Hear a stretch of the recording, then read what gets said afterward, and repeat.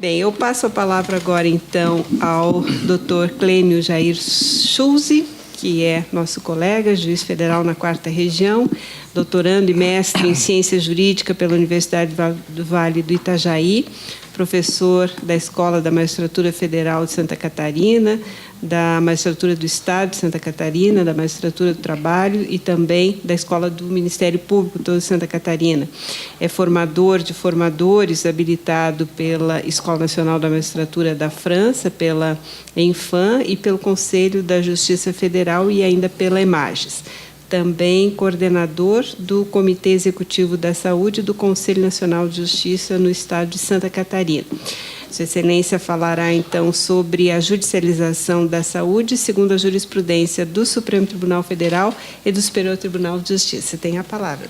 Obrigado, boa tarde a todos. Quero saudar os colegas da mesa, desembargadora Vânia, enfim, que preside essa mesa, desembargadora Marga Tesler, que conduz, que estuda esse tema há muitos anos, enfim, é uma das precursoras do direito à saúde no Brasil, conselheiro Arnaldo, que conduz com excelência esse tema no âmbito do Conselho Nacional de Justiça, desembargador Gebran, enfim, a quem eu agradeço pelo convite, enfim, pela deferência na lembrança do meu nome, saudar o desembargador Ricardo e desejar um sucesso na gestão, enfim, desembargador Cândido, saudar todos os colegas presentes, do Rio Grande do Sul, em nome do colega Francisco Donizete, os colegas aqui do Paraná, em nome da colega Luciane, e lá de Santa Catarina, em nome do colega com quem divide jurisdição lá em Brusque, o doutor Tiago Fontoura. Eu vou pedir licença a todos para falar ali no parlatório.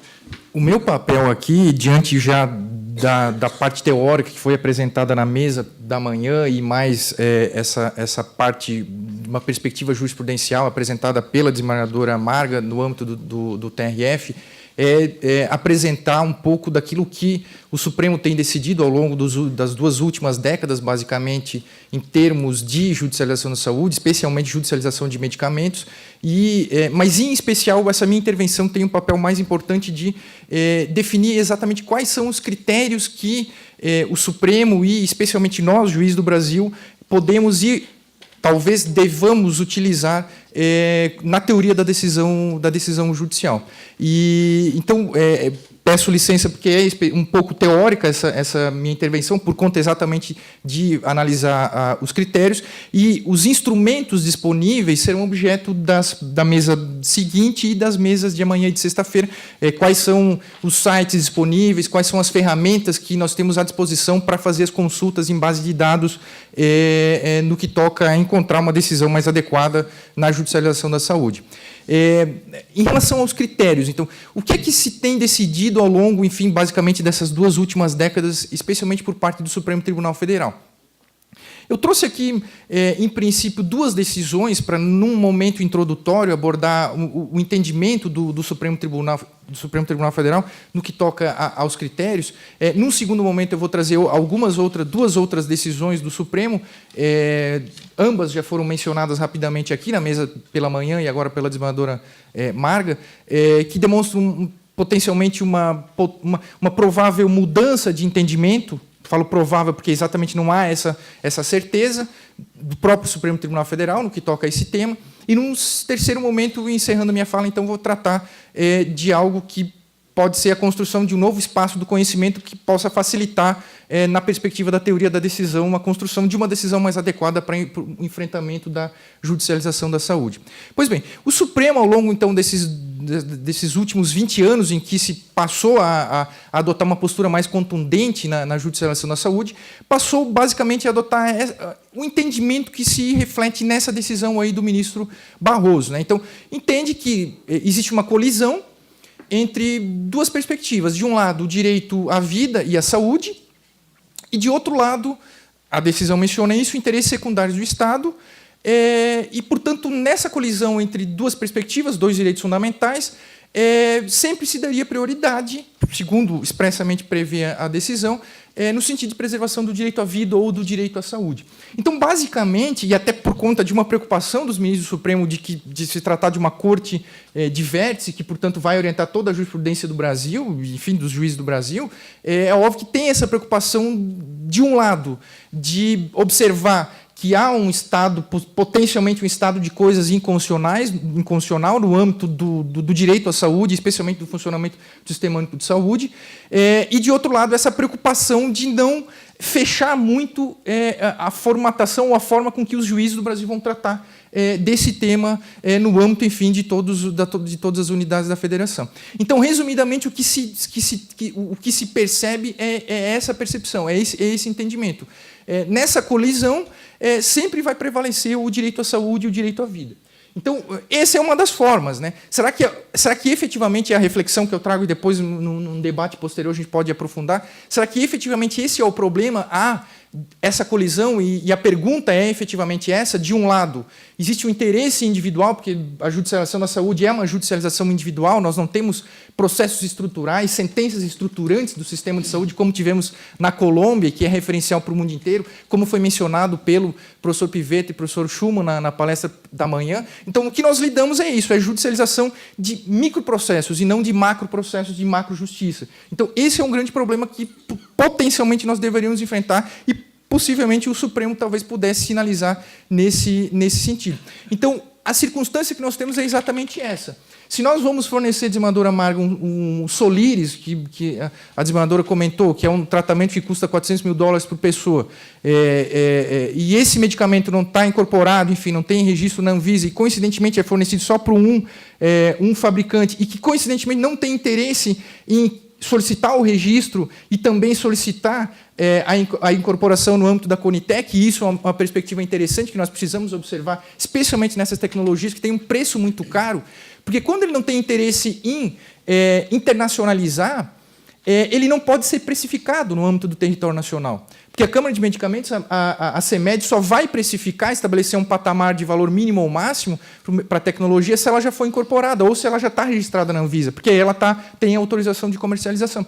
Então, ela opta por não solicitar o registro na Anvisa e, assim, individualmente, em processos que potencialmente são escolhidos em varas do Brasil, em que são concedidos e tem causado, talvez, o maior prejuízo para o SUS nessa perspectiva, especialmente considerando que não há evidência científica quanto à eficácia, efetividade e resultado útil, enfim, dessa tecnologia.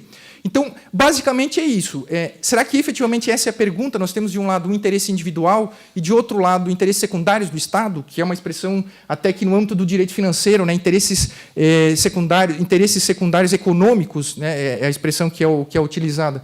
Essa é a reflexão. Então, será que esse critério que é adotado é o critério mais adequado?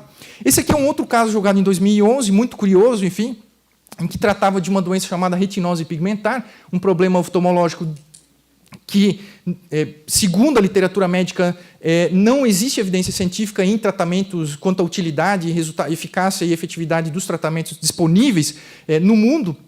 No processo, é uma questão interessante em que o relator, o saudoso ministro Menezes Direito, apresentou o voto dele e disse: olha, ministros, enfim, na primeira turma, não há evidência científica, não há comprovação em nenhum lugar do mundo de que há sucesso do tratamento dessa doença. Então, eu voto por conceder provimento, aqui é o recurso extraordinário, para não autorizar esse tratamento em Cuba, que é o que um grupo de autores havia solicitado, esses autores portadores dessa doença oftalmológica. E mencionou ainda um parecer da Associação Brasileira de Oftalmologistas que mencionava exatamente isso, né? Ou seja, que não existia evidência científica quanto ao tratamento que era postulado. Mas, mesmo assim, ele foi derrotado. E quais foram os critérios? E esse que é o ponto importante, porque nós estamos aqui para definir critérios. Quais são os critérios que nós vamos adotar quando nós estivermos diante de processos dessa natureza? Então, 2 ministros votaram contra esses pareceres, contra essa decisão, enfim, contra o voto do relator e contra o próprio parecer que existia no processo, utilizando que critério na decisão judicial? Um dos ministros utilizou, então, esse critério, né, pelo que lei nos veículos de comunicação, o tratamento dessa doença, com êxito, está realmente em Cuba. Então, o critério que ele utilizou foi os veículos de comunicação. Um outro ministro não utilizou esse critério, mas utilizou um outro. Eu sou muito determinado nessa questão da esperança. Deve haver uma esperança com relação a essa cura. E aí, manteve, enfim, a decisão que havia autorizado o tratamento dessas pessoas em Cuba com as passagens, enfim, e a hospedagem, tudo às custas dos entes públicos que foram demandados. Então, percebam que, enquanto que, de um lado, há uma perspectiva de um entendimento da judicialização dentro dessa perspectiva de colisão entre o interesse individual do cidadão, que tem um direito fundamental à saúde, enfim, e, de outro lado, interesses secundários financeiros do Estado, e se dá uma primazia quase absoluta ao interesse à vida, ao interesse à saúde. De outro lado, nós temos, enfim, se nós formos pesquisar na jurisprudência do Supremo, posições que destoam um pouco desse modelo que se tem. Agora, o que nos traz aqui, o mais importante é exatamente isso, definir e encontrar esses critérios e perceber, tentar identificar quais são os critérios mais adequados, portanto, para a teoria da decisão no âmbito da judicialização da saúde. Uma outra pesquisa, enfim, não é do Supremo, enfim, nem do STJ, mas que eu acho extremamente relevante para ilustrar um pouco esse fenômeno, é um estudo muito interessante que foi conduzido por um médico da Universidade de São Paulo, que é o professor Mário Schaeffer, e ele, junto com uma equipe de orientandos dele, de mestrandos e doutorandos lá da Universidade de São Paulo, pesquisaram 37 mil acórdãos proferidos pelo TJSP. Desses 37 mil, analisaram 4 mil decisões, 4 mil acórdãos, e proferidos entre 2010 e 2014. Qual foi a conclusão?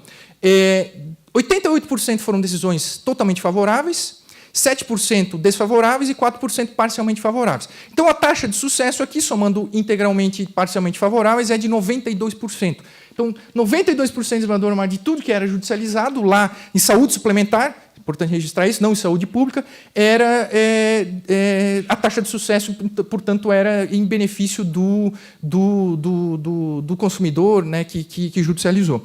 E quais foram os critérios que se encontraram nessas 4 mil decisões que foram analisadas? A resposta está nesse trabalho que foi publicado. 56% houve citação do Código de Defesa do Consumidor, 56% também da Lei dos Planos de Saúde, súmulas do TJSP, Código Civil, Estatuto do Idoso, resoluções normativas, enfim, da ANS, a Constituição e súmulas do STJ. Qual que é a percepção que se tem aqui? E me parece que esse é o ponto importante, conselheiro Arnaldo. Que critério que o TJSP utiliza? Quais foram os principais critérios que o TJSP utilizou para resolver os problemas lá? Essas questões que envolvem a judicialização de saúde suplementar, mas que a nossa reflexão serve também para a saúde pública. É teoria do direito, é teoria jurídica. É só critérios da ciência jurídica. Não tem critérios da ciência da saúde, da ciência médica, da medicina baseada em evidência. Ou seja, nós estamos discutindo uma questão sobre saúde, sobre medicamentos, sobre eficácia, efetividade, resultado útil de um tratamento que é postulado na via judicial, e desconsideramos tudo o que a ciência da saúde apresenta e apresentamos como critérios da teoria da decisão, critérios exclusivamente jurídicos. Então, a reflexão que eu trago é exatamente essa. Será que a técnica da decisão, ou as técnicas que foram adotadas aí, são as técnicas mais corretas para se resolver esse tipo de demanda? Então, é esse o tipo de reflexão que precisa ser apresentado. Então, feita essa parte introdutória, eu passo para o segundo momento dessa minha intervenção, que diz respeito a uma potencial, e por isso o ponto de interrogação existe uma nova posição do Supremo por conta dessa decisão aí que eu quero rapidamente comentar, e por conta de uma segunda decisão que ainda não houve conclusão, enfim, 2 recursos extraordinários, mas o que o Supremo, enfim, julgou no caso da fosfetolonamina, que foi mencionado rapidamente na mesa pela manhã, pela desembargadora Marga, quando tratou dessa ADI 5501. Rapidamente, essa lei foi publicada no ano passado, todos nós sabíamos da judicialização da pílula do câncer, e chegou um determinado momento que a Universidade de São Paulo, o laboratório lá de São Carlos, lá da USP, parou de produzir. O Supremo, a decisão do ministro Lewandowski, diz o seguinte: olha, então, o que há de pílula aí fabricada obedece ordens de precedência de quem obteve decisão favorável, então entregam-se essas pílulas para eles, e agora não tem mais como conceder, porque não existe, possibilidade jurídica, não tem objeto, se não existe mais a pílula do câncer. Ao mesmo tempo, então, proferida essa decisão, o Congresso Nacional aprova imediatamente uma lei, a então Presidente da República sanciona e a Associação Médica Brasileira juiza uma ação direta de constitucionalidade, e o Supremo pauta e julga a cautelar dessa ADI. Os fundamentos estão apresentados lá, quem quiser pesquisar, enfim, no informativo 826, e basicamente eu extraí 6 teses que podem nos utilizar aqui, nos orientar, enfim, nessa perspectiva de definir que critérios nós podemos utilizar na teoria da decisão, quando nós vamos analisar os casos sobre judicialização da saúde. Então, quais são essas 6 teses, ou esses 6 critérios que nós poderíamos utilizar e que foram trazidos aqui para o Supremo? E o que eu gostaria de chamar a atenção, exatamente nesse momento inicial, é que são critérios novos que, historicamente, o Supremo não utilizava. Ele passa a utilizar critérios novos e quais são esses? Ao dever de fornecer medicamento à população, contrapõe-se a responsabilidade constitucional de zelar pela qualidade e segurança dos produtos em circulação no território nacional, ou seja, a atuação proibitiva do poder público no sentido de impedir o acesso a determinadas substâncias. O que o Supremo diz aqui, rapidamente? Né? Então, ou seja, o Estado também tem uma responsabilidade de zelar pela qualidade daquilo que se postula na via judicial. Então, tem que ter um cuidado em relação à própria substância. Questão que, historicamente, não se abordava de uma forma direta. Segundo, a busca pela cura de enfermidades não pode se desvincular do correspondente cuidado com a qualidade das drogas distribuídas aos indivíduos mediante rigoroso crivo científico. E traz um outro critério, rigoroso crivo científico. Então, ou seja, não basta, segundo essa perspectiva, não basta só julgar com base na ciência jurídica, com base na Constituição, no 196, com base na Lei 8080, que é a Lei Orgânica do SUS, ou com outros instrumentos normativos existentes.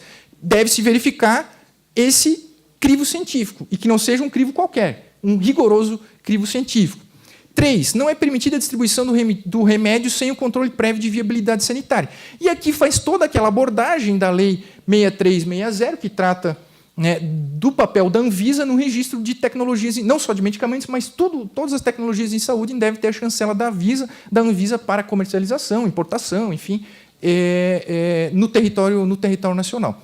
E esse é um caso interessante, porque a fosfetolonamina e o outro critério menciona exatamente isso, que essa lei é casuística. Por quê?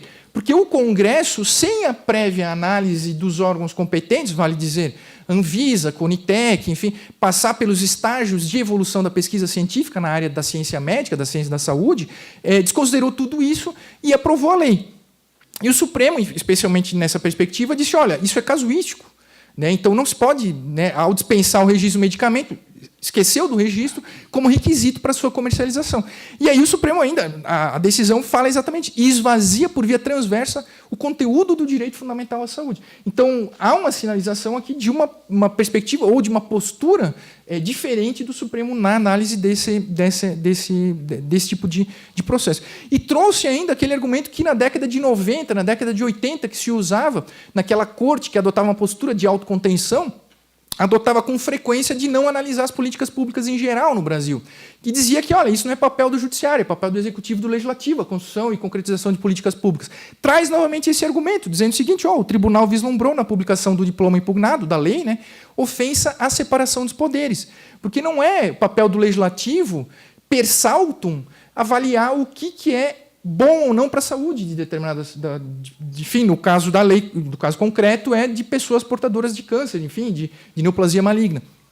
E menciona mais uma vez isso aí, a necessidade de participação dos órgãos que fazem análise técnica na perspectiva da ciência da saúde, da ciência médica. E, por fim, diz que era temerária a liberação da substância em discussão sem os estudos clínicos correspondentes, em razão da ausência, até o momento, de elementos técnicos assertivos de viabilidade do medicamento para o bem-estar do organismo humano. A adesão é 2016 e hoje nós temos o resultado de que, efetivamente, não chegou sequer, doutor Ed, no segundo estágio da pesquisa científica e me parece que não houve sucesso, portanto, da chamada pílula do câncer. Então, o resumo dessa cautelar na DI 5501. Foi unanimidade? Não. Foi uma maioria extremamente apertada, 6-5 o julgamento. Então, vejam que o tema, efetivamente, Mandor Geba, é extremamente polêmico no âmbito do Supremo por conta dessas circunstâncias. Alguns ministros têm, efetivamente, esse entendimento e esse receio de que, se o Supremo passe a fixar critérios muito rigorosos, o judiciário passe a não mais controlar o sistema único de saúde naquilo em que ele não funciona. Então, a preocupação que se tem é exatamente essa. Mas, no caso aqui, o importante da decisão, e isso que é importante deixar marcado, é que se apresentaram alguns novos critérios, que são critérios de incorporação à teoria da decisão judicial de instrumentos, de elementos que não são inerentes à nossa área, a área da ciência jurídica, que são inerentes à ciência da saúde, às ciências médicas, e que, portanto, podem orientar e nos auxiliar na descoberta da melhor solução. Esse foi o primeiro caso. E o segundo caso são esses 2 recursos extraordinários, que foram também já rapidamente mencionados aqui, nos outros painéis, em um deles se discute se é possível fornecimento de medicamento não registrado na Anvisa e o outro, fornecimento de medicamento de alto custo. 3 votos foram proferidos até então. O relator é o ministro Marco Aurélio. E aí o que eu gostaria rapidamente aqui é apresentar quais foram os critérios que cada um dos 3 ministros que apresentaram seus votos. O que eles utilizaram aqui? Quais foram os critérios para orientar a teoria da decisão judicial? Então, a tese proposta pelo ministro Marco Aurélio. O que ele exige aqui? 3 requisitos. 1, a demonstração da imprescindibilidade desse tratamento, da substância, do medicamento postulado. 2, a impossibilidade de substituição, vale dizer, se no SUS existe alguma outra tecnologia, em especial com um custo menor, deve-se fornecer e com o mesmo resultado, ou resultado custo-efetividade, custo-utilidade parecido, deve-se optar por aquela substância já existente em alguma das relações, né, seja a relação ENAME, a nacional, a estadual ou municipal. E 3, a incapacidade financeira daquele que postula o tratamento. Aqui é um tema extremamente polêmico, mas que já há uma sinalização, enfim, de alguns tribunais, no sentido daquilo que um dos professores mencionou na mesa da manhã, exigir o requisito da hipossuficiência quando se tratar de tecnologia não incorporada no SUS, seja em qualquer relação nacional, estadual ou municipal. Por quê? Porque é óbvio que o professor Schumann mencionou isso, quando se vai postular algo que já está incorporado, pela perspectiva da universalidade, prevista lá no artigo 196, não se poderia exigir a hipossuficiência. Agora, quando se postula algo que não está incorporado, que está fora do que o SUS fornece, aí, em tese, se poderia exigir. É uma perspectiva que já foi adotada em sede IRDR no TJSC, adotou esse posicionamento na Justiça Estadual de Santa Catarina. Há alguns entendimentos, enfim, não só o voto do ministro Marco Aurélio, mas há outro voto que também faz esse tipo de exigência.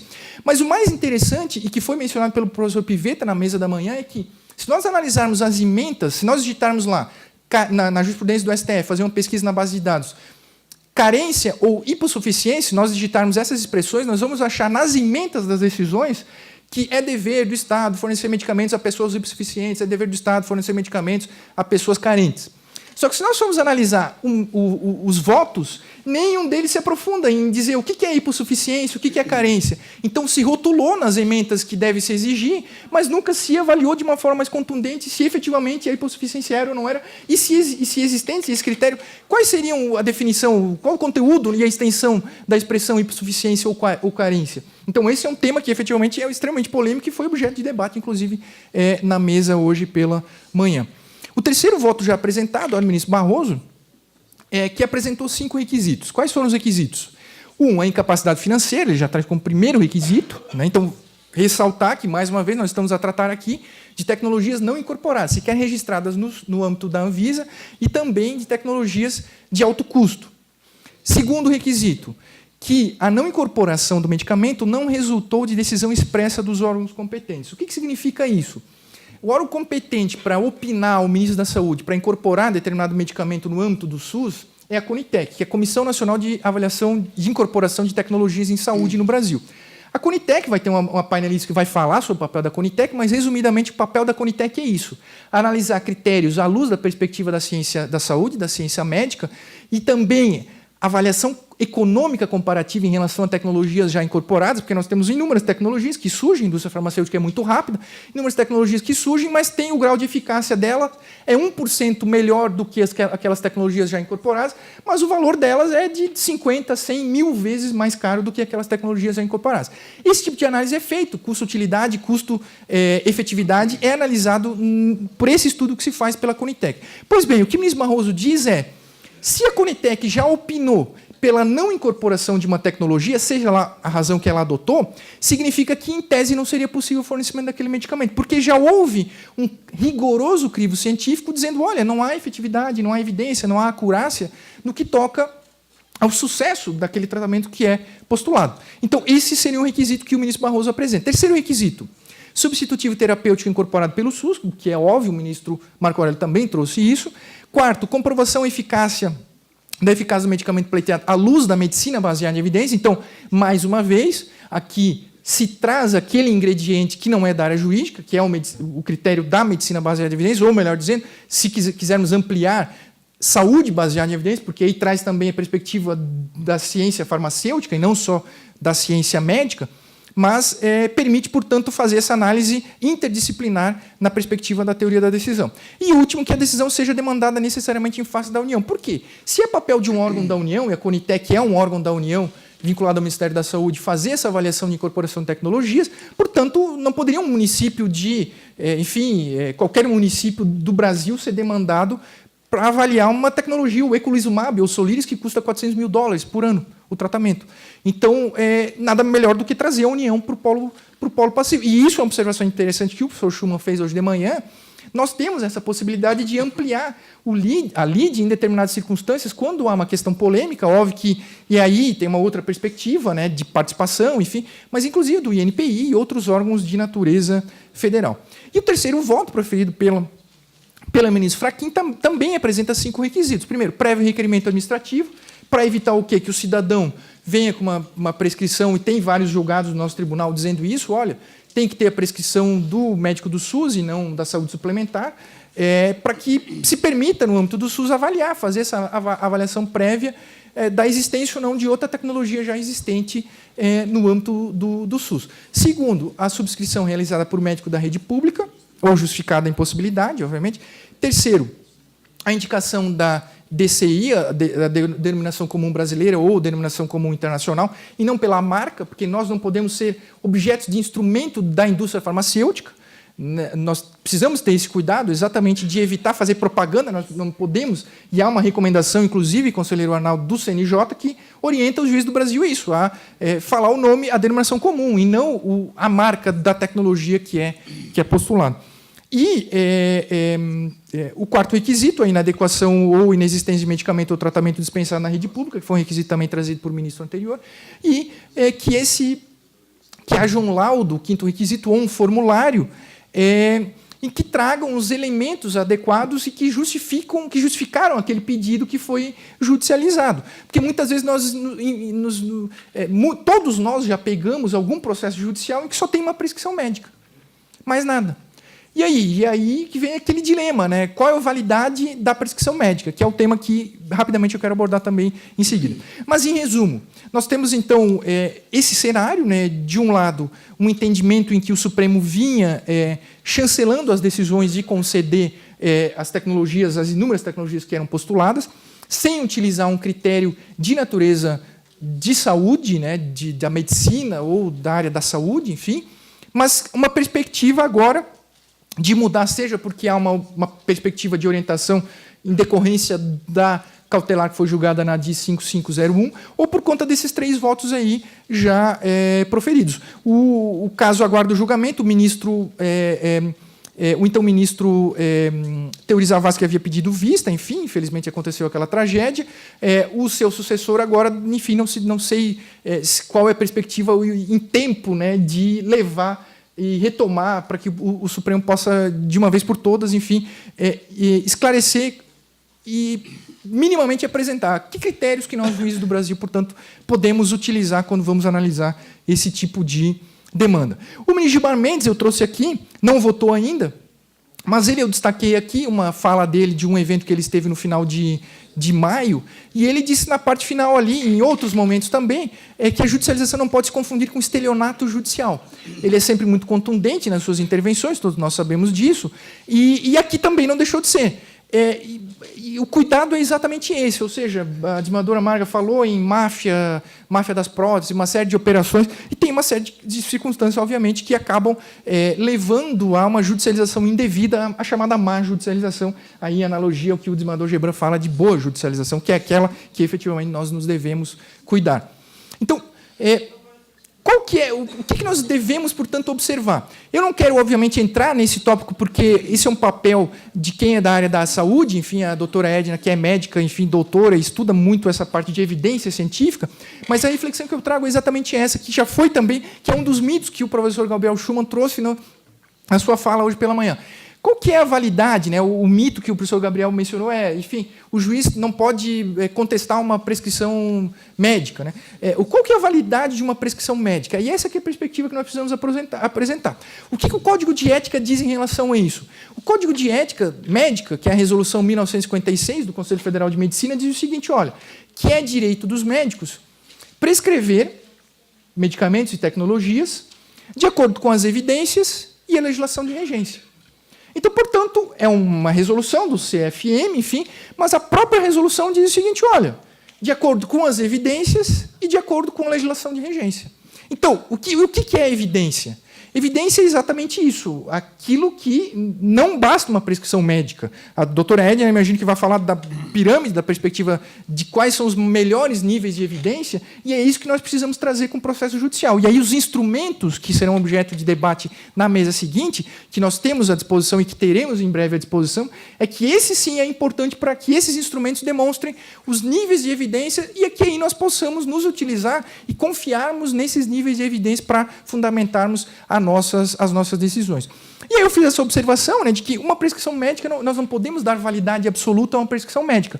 Convenhamos, os médicos são profissionais liberais, os advogados são profissionais liberais. Se nós dessemos validade absoluta a tudo que um médico prescreve, nós teríamos que dar validade absoluta a tudo que um advogado peticiona na sua petição inicial. Então, é óbvio que é uma analogia grosseira, mas eu trago essa reflexão exata para chamar a atenção dos colegas para isso. Se a nossa decisão vai produzir eficácia vinculativa plena, vale dizer, vai fazer coisa julgada, nós precisamos avaliar, porque senão o juiz não pode se tornar uma mera longa-manos de um médico prescritor que muitas vezes não adotou as melhores práticas de evidência científica. Então não podemos tornar essa ideia de que não existe limite judicial do controle de prescrição médica sob pena de tornarmos isso como uma pós-verdade jurídica. E a saúde baseada em evidência está expressa na Lei 8080, enfim, artigo 19, que ali parágrafo 2º, incisos 1º e 2º, e que, portanto, são instrumentos que nós podemos utilizar nas nossas decisões. Uma decisão interessante para acalorar o debate, né, que foi trazida aqui, publicada ontem, uma decisão da Corte Europeia de Direitos Humanos, em um caso extremamente polêmico, que foi esse aí. A criança estava internada, enfim, uma decisão desde o 1º grau, na Inglaterra, não autorizou um tratamento experimental que os pais pretendiam fazer nos Estados Unidos. E aqui eu invoco o que a doutora Edna mencionou, que na Inglaterra existe um mercado fechado para a indústria farmacêutica. E nos Estados Unidos esse mercado é totalmente aberto, é o oposto. Então, nós precisamos ter o cuidado de observar exatamente isso. Qual é a coerência das teses que são apresentadas? E esse caso retrata muito bem isso. É óbvio que são situações extremamente difíceis para a família que envolve, né, os familiares, enfim, mas, no caso, o caso retratava exatamente isso. E todas as decisões indeferiam um pedido de tratamento, de permitir esse tratamento experimental nos Estados Unidos. E o mais interessante é que a família conseguiu mais de 1 milhão de euros ou de libras, enfim, já de doações para fazer esse tratamento e, mesmo assim, não foi autorizado. Por quê? Porque foi um pedido do hospital para desligar os aparelhos da criança e, portanto, mesmo que elas quisessem, na perspectiva da autonomia da vontade e com o dinheiro que elas receberam de doação, mesmo assim não foi autorizado. Então, é um caso extremamente interessante porque nós, muitas vezes, fizemos análise do oposto aqui no Brasil, né? Nós, mesmo muitas vezes, o caso que foi relatado pelo professor Pivetta, né? Condição coercitiva para se submeter a uma cesárea. Então, é uma situação extremamente interessante esse tipo de análise da forma como nós abordamos esse tema no âmbito do cenário brasileiro. Então, o que eu gostaria para fazer esse fechamento, aí o caminho para o meu encerramento, é exatamente isso. É o reconhecimento de que julgar esse tipo de processo à luz exclusivamente da teoria do direito, à luz exclusivamente da Constituição, ou da Lei 8080, ou da Lei dos Planos de Saúde, é insuficiente para proferir uma decisão minimamente adequada e proferir uma decisão que preserve a isonomia na perspectiva substancial, enfim, e que preserve, portanto, o direito da perspectiva do direito à saúde na sua coletividade, porque é um direito social e, portanto, titularizado por todos nós e não por indivíduos que judicializam na sua perspectiva individual. Segundo, é preciso, então, fazer essa análise interdisciplinar do fenômeno dessa judicialização da saúde, né, e não analisar apenas e com base na teoria do direito. Preencher esses espaços vazios que temos na teoria da interpretação, enfim, essa dificuldade de encontrar uma resposta adequada. e preencher a partir da construção desse novo espaço do conhecimento, que permita, na teoria da decisão, invocar a ciência do direito, obviamente, nós não estamos dispensados disso, mas trazer a Constituição, trazer a legislação vigente, mas, ao mesmo tempo, trazer aquilo que a ciência médica e, principalmente, que os melhores níveis de evidência nos apresentam como resultados úteis, enfim, de tratamento de sucesso. Afinal de contas, de nada vale judicializar, né? E aí a teoria geral do processo nos diz isso, se você não tem resultado útil do processo. Então, de nada vale judicializar se não há evidência científica daquilo que é pesquisado. Então, sequer, na perspectiva da teoria geral do processo, de Manuel Algebra, sequer existiria interesse processual, na perspectiva do binômio utilidade e necessidade, enfim, daquele tratamento que foi pleiteado. Então, a minha ideia aqui foi exatamente trazer isso, critérios, e aí as mesas seguintes aqui agora vão trazer os instrumentos que existem à disposição para aplicar alguns desses critérios, especialmente esse da saúde baseada em evidência, que, em princípio, é um critério que o CNJ tem adotado, enfim, e que há essa indicação do Supremo de abraçar esses critérios na teoria da decisão. Então, eu agradeço mais uma vez, o desembargador Gebran, que me convidou, enfim, pela deferência na lembrança do meu nome, e fico à disposição para os debates em seguida. Obrigado.